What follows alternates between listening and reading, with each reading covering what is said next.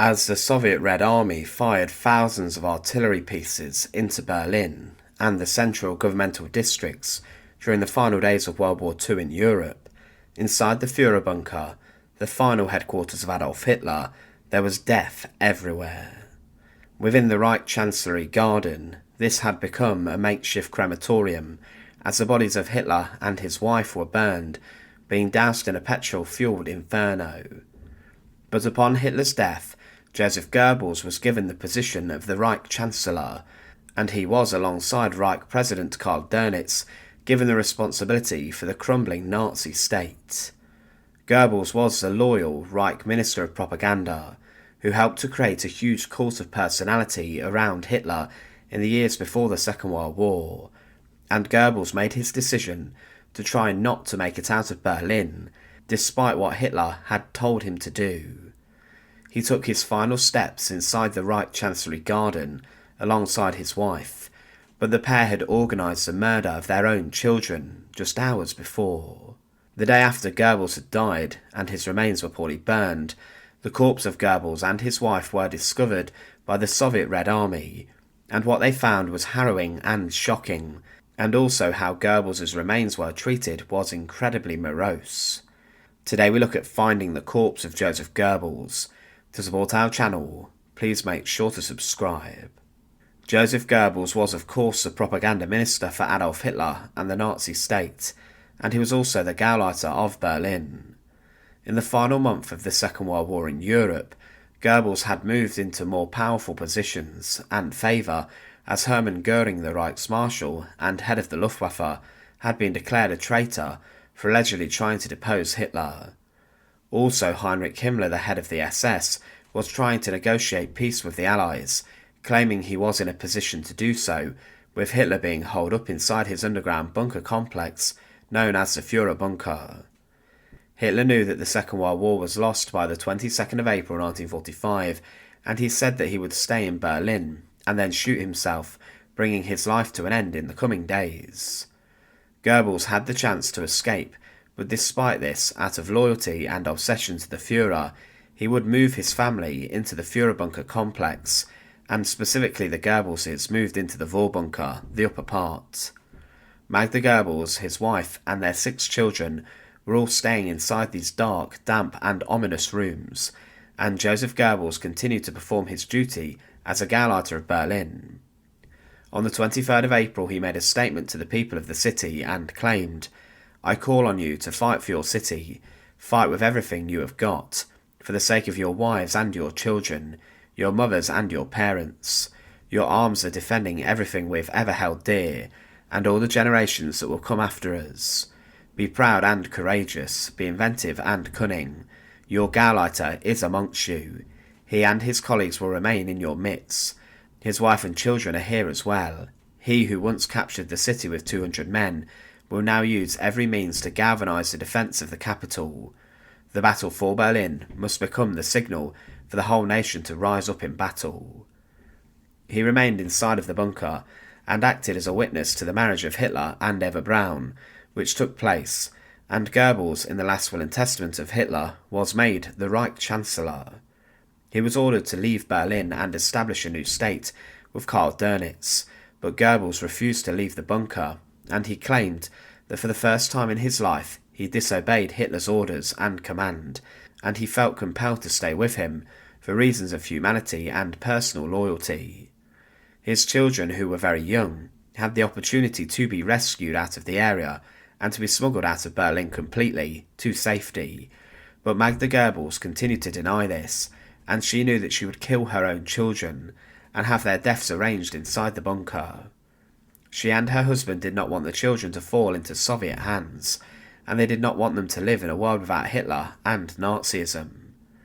Hitler died on the 30th of April 1945, and his corpse was burned in the Reich Chancellery Garden just above, alongside his wife's. Goebbels witnessed the cremation, and he, alongside others such as Martin Bormann, offered a final Hitler salute.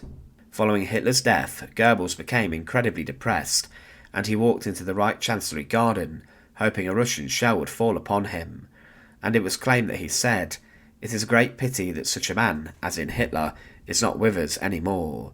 But there is nothing to be done. For us, everything is lost now, and the only way out, left for us, is the one Hitler chose. I shall follow his example. He performed only one single duty as the Reich Chancellor, dictating a letter requesting a ceasefire to the Soviet General Vasily Choykov, which was delivered under a white flag. This request was rejected, but then Goebbels announced to the others inside the bunker that the captain must not leave his sinking ship. I have thought about it and decided to stay here. I have nowhere to go because with little children I will not be able to make it, especially with a leg like mine. He refused to attempt to break out, and then on the 1st of May 1945 he arranged for an SS dentist, Helmut Kunz, to inject his 6 children with morphine, and then an ampule of cyanide was crushed into their mouths, killing them. Magda Goebbels was allegedly inside the room when this took place, and she had prepared the children, dressing them in their best clothes and doing their hair. That evening at around 8:30 p.m, Joseph Goebbels and his wife Magda said goodbye to those within the bunker, and they walked up the stairs into the Reich Chancellery Garden. They knew they would be dead minutes later. There are slightly differing accounts as to what happened for their deaths. One of these claimed that the pair both bit down on a cyanide capsule, the same ones that had been used upon their children, near to the very bomb crater where Hitler's body had been burned, this location being chosen ceremoniously. With this they would have been dead within around 3 minutes of consuming the cyanide, but it had also been arranged by Goebbels and SS adjutant Gunther Schwegemann to litter their bodies with bullets, afterwards to confirm that Magda and Joseph were indeed dead. This is exactly what happened, as an SS officer fired into their lifeless corpses. Another account of their deaths claims that Goebbels, who was armed with 2 pistols, shot his wife in the head after she consumed cyanide, finishing her off, before turning the pistol upon himself, almost in the same manner that Hitler took his own life. These 2 weapons, the pistols, were found charred later on by the head of the 2 bodies. Following the deaths of the Goebbelses, their bodies were thrown into a bomb crater, and they were doused with a little amount of fuel and petrol, and then ignited. Most of the fuel had actually been used upon Hitler's remains and Eva Braun's, and there was not enough to reduce the Goebbels' corpses to ashes. Because of this, they were only very partially burned, and were not buried, just left there in the garden of the Reich Chancellery, and forgotten about by those in the Fuhrerbunker who were busy plotting a breakout. But the bodies were still recognisable, because the efforts to cremate them were so poor. But the Goebbels' remains were found on the 2nd of May 1945 by the Soviet Red Army forces, who stormed into the Reich Chancellery area and the governmental region of Berlin. They found 3 corpses inside the bunker, Generals Krebs and Burgdorf, and also the head of Hitler's bodyguard units, Franz Schauder. They searched inside the Reich Chancellery Garden, and what they found was horrific and shocking. They approached a bomb crater, and the partially burned corpses of the Goebbelses were discovered, and it was reported that, on the 2nd of May 1945, in Berlin a few metres away from the air raid shelter in the grounds of the Reich Chancellery, which has recently held Hitler's headquarters, the charred corpses of a man and a woman were found. It is noted that the man is of small stature, his right foot is in a semi-folded position, in a charred orthopaedic shoe, and on his body were the remains of the NSDAP party uniform and a party badge damaged by fire. By the head of the 2 corpses lay 2 Walther No. 1 pistols.